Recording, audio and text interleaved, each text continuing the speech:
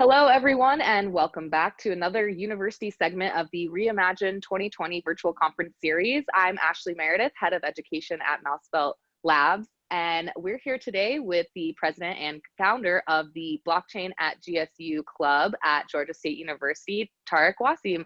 How are you doing, Tariq? Thanks for joining us. I'm good. Thanks for having me. Awesome. Well, thank you for being here on another university segment. This is REIMAGINE 2020 version 3.0. And this series, we are asking what the fi is DeFi. But since you are a new club who has come into our ecosystem and haven't been on for an interview before, let's start from the beginning. Tell us a little bit more about yourself. What's your major? How did you get interested in blockchain? So my name is Tariq Waseem, currently a rising senior at Georgia State. I'm majoring in planning to be studying product management, especially in the crypto and blockchain space. What got me into blockchain was I'm kind of a product of what you would call like the 2017 bull run aftermath. It was fun, but I kind of realized that technology could be used for something much greater than just from Bitcoin, like a financial instrument. I was like, what is a technology that's driving this hype? So from then, 2017 to now, I've just kind of focused on educating people around me, especially at my university, people around my age about the technology and what it could do for them in the careers of their choice.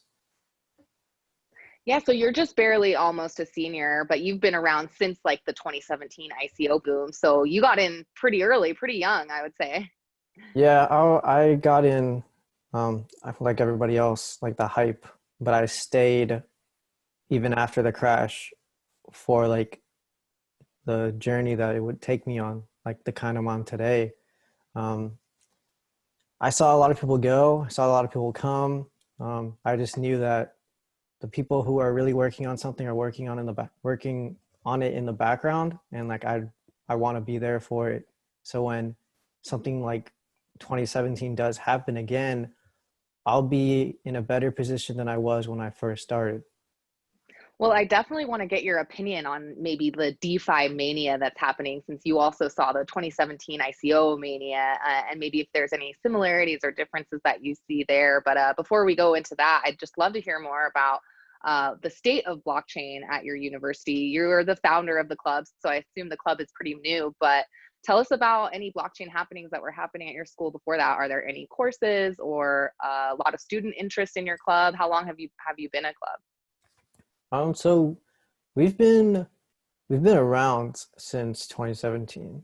So I still had like kind of that I want to start something back then, even though I was just kind of following with the pack. I did form like a cryptocurrency trading group at my school. That's kind of like how it started. We got like with the hype, we got pretty good amount of members, but when everything crashed, it pretty much just crashed from there. People lost interest. And then that's when I started picking and like taking the students in the group who were really interested in blockchain and kind of building it from there. So from end of 2017 to 2019, it's kind of like working in silence until I was ready to really rebrand for blockchain. Because I really wanted to focus on the tech rather than just crypto, but while still respecting that there is a crypto counterpart to everything that we do. So interest back then was most people just came for like the money. Interest now is people come for the tech and like what it could do, especially in like the fintech area. There's a really big fintech presence in Atlanta. A lot of the students, they do come, I don't think they come from the fintech background, but they're looking to get into it, especially when they hear about like new emerging technologies like blockchain. I think what draws them to it is getting into something early. I always relate it to the .com phase when everyone was rushing to be on the internet and build stuff and take like kind of this different hype cycle. I feel like for us, I mean, I know I was really young when that happened, but this kind of feels like that that phase. This is like the new internet, like the decentralized web 3.0. I couldn't make the .com rush. Now I can make this rush. So that's kind of what I speak to when I speak to students. And I think that's also kind of what they speak to when they get more into the space. So yeah, that's pretty much everything. That's kind of like how it's progressed from when I started 3 years ago to what it is now. As far as like the university goes, they do like they have their own like little activities, but the amount of exposure that they're getting is very selective. Right now, I'm focusing on the people who are coming into college who really don't know what they want to do, like kind of the undergrads. I don't really focus much. We do open up our resources to graduate students, but I'm kind of I want to give what like they're currently not giving to the majority. So that's the goal. Absolutely. That's so great. I think that the story that you share is something that's pretty common among college campuses. You see that I've heard, that there's some interest wanes with the price of Bitcoin, and that a lot of these clubs started as cryptocurrency or Bitcoin clubs because of all the hype and interest around Bitcoin, and then slowly developed to groups that had people who were interested in the deeper technology behind it, and they actually rebranded their clubs names from Bitcoin clubs to blockchain clubs. So Yeah. uh, uh, makes total sense to me, and I'm really excited that you are focusing on those incoming freshmen, right, who don't know what they want to do, but you can tell them, and hopefully any students listening who are thinking about starting their own club or looking for ways to get people involved in their club, that they can share that message of this is an opportunity for you to get in on the ground floor of an industry, just like the dot-com boom, just like when the internet launched. You can be one of those first people in this new internet 3.0, right? Yeah. And it's like taking the the interest that they'll develop in college, giving them a skill that they can either incorporate or choose to continue building off of at a young age. I think that's where we'll really start to see some big players starting to come in the space in the future. It's from what happens when they first enter, like first find out, like what stage. No, I don't really care about the age, but as long as we get them started early and start thinking like in an abstract manner, kind of like what blockchain challenges people to do, I think it'll be really beneficial to them.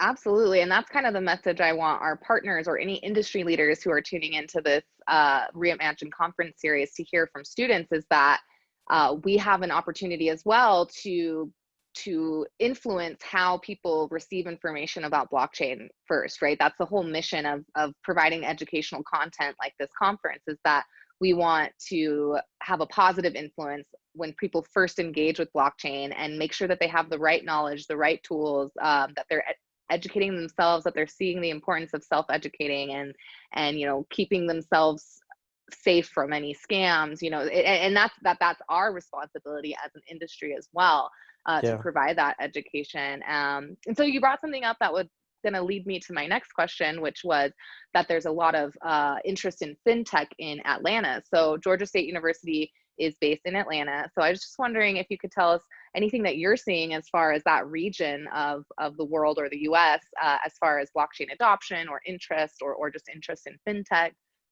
Um, as far as like what I've seen, there's a suburb north of Atlanta called Alpharetta. It's actually where I'm from.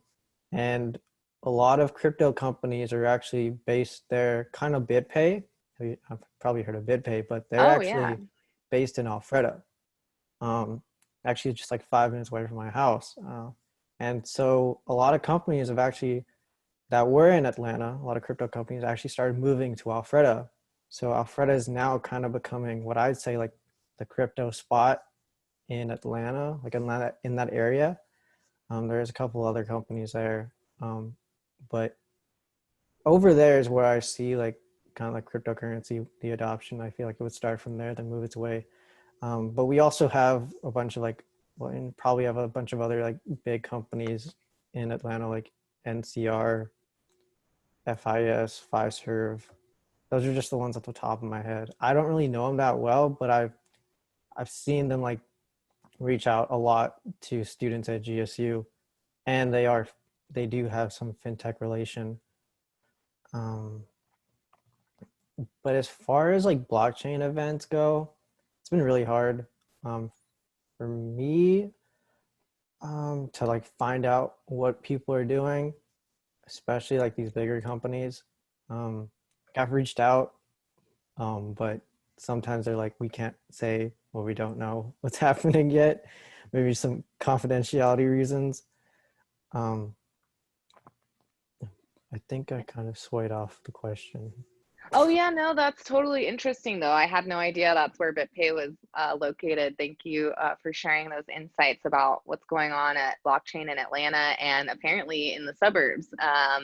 Sounds like there's a lot of crypto companies moving in there, and it sounds like there's a need, right, from students or a demand from students to engage with industry, but that it can be kind of hard to get in touch. And so I just encourage anyone who's interested in getting in touch with blockchain companies who have committed themselves to supporting blockchain initiatives on college campuses to check out partners.mousebelt.university. The Blockchain Education Alliance, which MouseBelt University launched last October, is kind of our effort to act as like a signpost or a line in the sand saying like, here is where the people who care about this are going to congregate and hopefully pool resources and provide guest speakers for events and internships and all of that stuff. So check out MouseBelt University and our partners and join our events. But so, I mean, I'm sure that some of the difficulty is coming this year from this move to virtual. And so with our Reimagine conference series was inspired by our students who we had been supporting their events. They all got canceled. And we thought, why don't we provide a virtual space for them to connect and to learn from our partners? And during our first conference, we asked everyone, you know, how are you reimagining this year? So maybe you could tell us a little bit about how you're thinking about running your club or pursuing blockchain opportunities, especially now that everything's gone virtual. So it actually worked out perfectly for my org. Not that COVID is great, but the need to shift to online learning was kind of already the thing when we were doing stuff in person. We would have meetings in person, but as far as like the more practical like workshops and courses, they would all be taught online because I found that was the best way to interact with them and actually get their attention. Um, like this is I'd say 2020 was our launch year. From, like I said, 2018 to 2019, it was just planning in the shadows, like I'd say.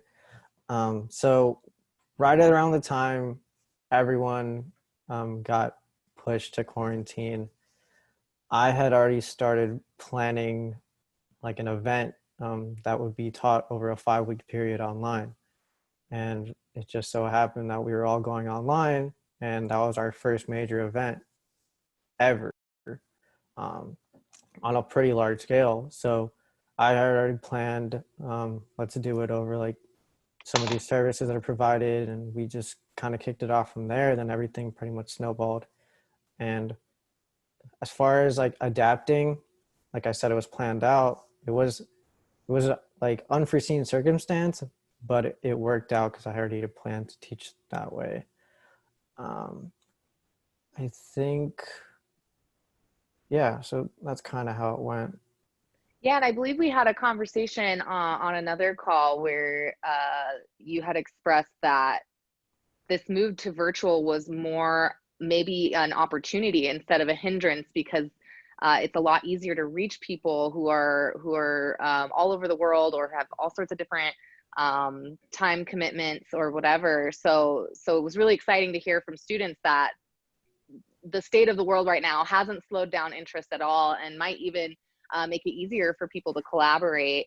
Yeah, so Yeah. thank you for that. It actually, if I could add one more thing, Absolutely. it actually, as much as it was like, I think the first week of quarantine was actually really rough on a lot of people. But I somehow somehow back then found the motivation to take that and think about, I know it's really easy for us to forget about what's going on and like what's important. And at that point in time, launching my org and making sure like my resources were available kind of motivated me to really, even though it was kind of planned to start teaching, I think it really accelerated me to the point where I needed to get myself prepared and ready to teach virtually or just be there for people virtually. I needed to keep them on a, keep myself and everybody on kind of like a routine, just business as usual, but not business as usual. I just saw it as an opportunity to really take advantage of the situation despite the shortcomings and go full swing into like this new way we do things every day. Let's say it's turns out to be the new normal. I didn't know at that time, but I knew that there's only one way around this. Like I do something now. So that's why I think from, I don't know, I can't speak for most people, but I knew a bunch of my friends were kind of getting demotivated. I kind of took that demotivation and turned it into something else, which is kind of like where I am today with everything. I just wanted to do something. Maybe it was out of boredom, but I kind of felt, I've never felt like that in a while. COVID actually, I guess, did me a solid, but it, I wouldn't say that. I just, I've never been that motivated in my life until something like really bad happened. And I kind of saw that. I was like, I can't sleep on this. Well, I personally think that that's awesome. I think it's amazing. I'm really glad that we got connected to you on the MouseBelt University side, because we love working with people who, you know, see the future like we do and are motivated by the same things we are. And so I'll just say that as soon as I realized most of our student community were stuck at home, we started doing just coffee chats every day. Just a little at same time every day, just hop on Zoom with us and we'll have some coffee and talk about whatever happened on blockchain Twitter that day. You know, just felt like a real need, right, to show up for the community that we built and provide some routine and motivate people who may be feeling demotivated. So just huge props to you in doubling down on all of your passion projects and getting this org launched. So we did our first conference. Then, you know, couple months went by and we just saw more and more of our traditional systems failing us, right? Economic collapse, political discord, a failed response to the pandemic. And so we wanted to ask people, how can we disrupt these systems or create new systems that will serve people better? And I think there's a lot of people in blockchain who believe that there are blockchain solutions that can disrupt or fix or revolutionize or create new systems. So I just wanted to hear from you. What are the blockchain use cases that you're most excited about or that you think have the most potential to really change the world? Like we were going to talk about later, I think decentralized finance is a pretty big one. Like I've been following the space since 2018, but I never got involved in it until recently. I wouldn't say I'm just like hopping on the hype train, but maybe I am a little bit. But I've been like battling the concept and like I've come around it to like decentralized marketplaces and exchanges since after like the 2017 bull run. So like the concept hit, and then I've just kind of been, I think about it from time to time, but the more I've been thinking about like these past 2 years, I think like the sky's the limit. It hasn't even started. What we're seeing right now, it's not even like, I wouldn't say it's the beginning. I said it's like, we're like this close, this much into it. There's still like way more left to be done. But I think it's heading in the right direction. So DeFi is definitely something that I can see doing very well in the future. And it works pretty much in parallel with the ideology that a lot of people got into crypto, building a platform with a community that started with like a community at first and like really enabling them access to resources that they couldn't have in a traditional system. So that's why I see DeFi can actually do a really good job. Yeah, absolutely. That's perfect. So sounds like you believe that DeFi is one of those applications of cryptocurrency that could really disrupt our systems. And I think it has a huge potential to, bring more equity or equality and access to opportunity, and to financial systems that maybe people who have been barred from traditional financial systems.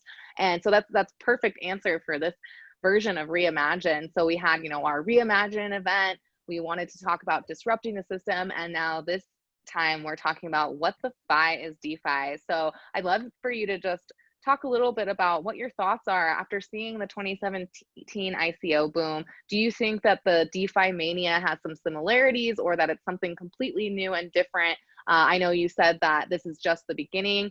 What are you seeing in the DeFi space? What projects are you following? And do you have any thoughts or opinions on the DeFi mania going on now? I think some of the projects that are popping up now in DeFi kind of bring some nostalgia to the ICO bubble. Like let's, for example, sushi swap, and like just these tokens that are named after like memes, and that have like the whole like exchange is a meme. Very simple, feel like it's whipped up in like a couple seconds, and then somehow it just takes off.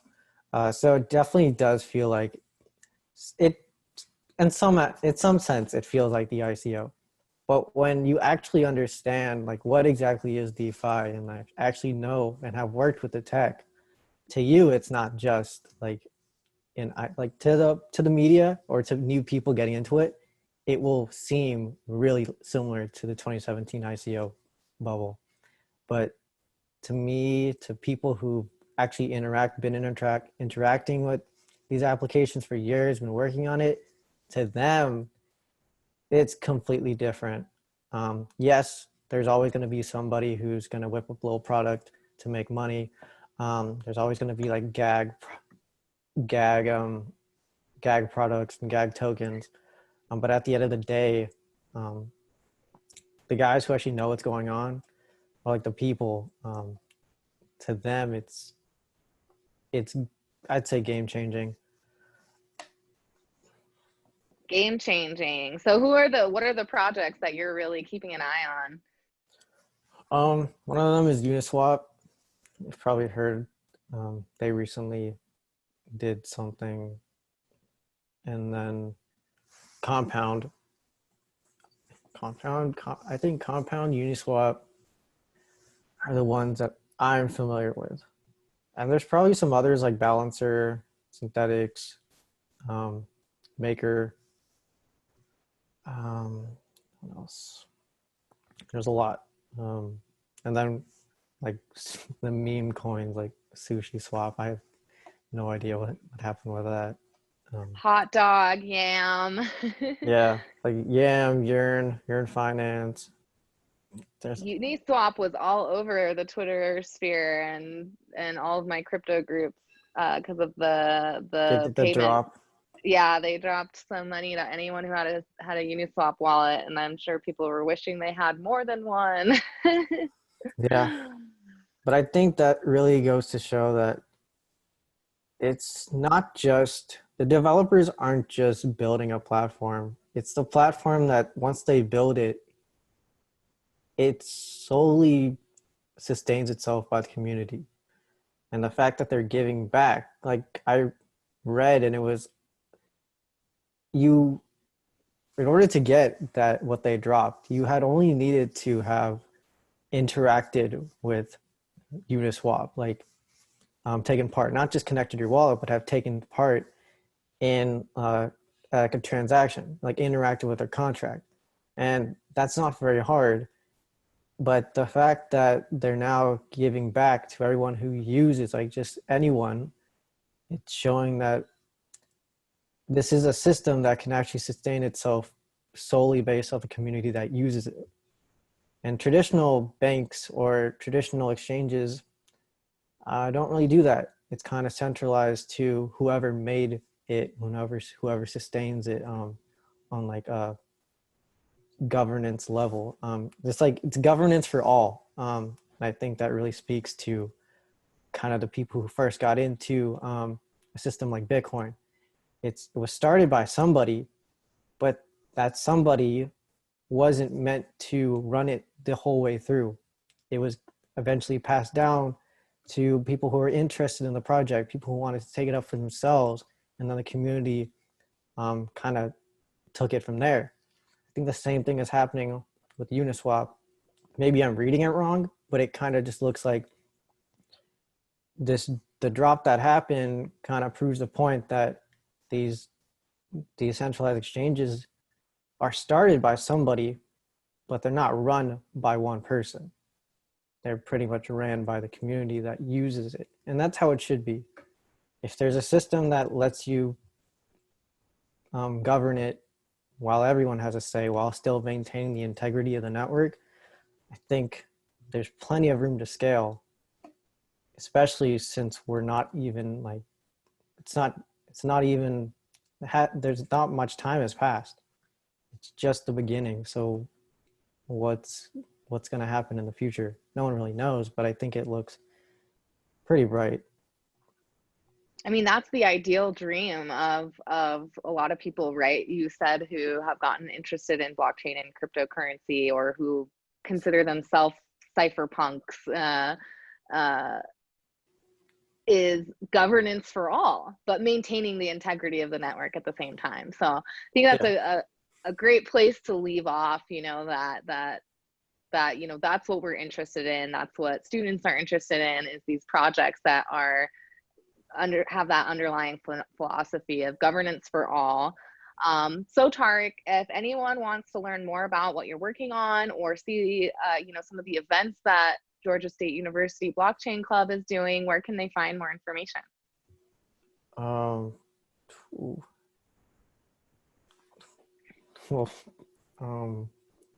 we have like a group me for like any student who wants to join. I don't know how I'm going to share that, but we also have an Instagram. You can follow us. Am I allowed to plug it? Yeah, plug your Instagram. It's at GSU Blockchain. It's GSU BLOCKAIN. Yeah, I think that's how you spell it. But you can follow us there, and maybe sometime after this, I'll post the GroupMe link in there, and then you guys can come join the conversation. Yeah, we can share it in the show notes when we post this on YouTube. You know, so if anybody wants to get in touch with Tariq, DM them on Instagram, GSU Blockchain, and get involved, and help them get in touch with all these companies in Atlanta that they want to start networking with and building their club. Well, Tariq, thank you so much for coming on. Really enjoyed having you and being able to share what's going on at your club and your campus, and what you think about blockchain in general and what's going on in DeFi. So thanks again, and everybody tuning in, stick around for more from the Reimagine 2020 version 3. What the Fi is DeFi?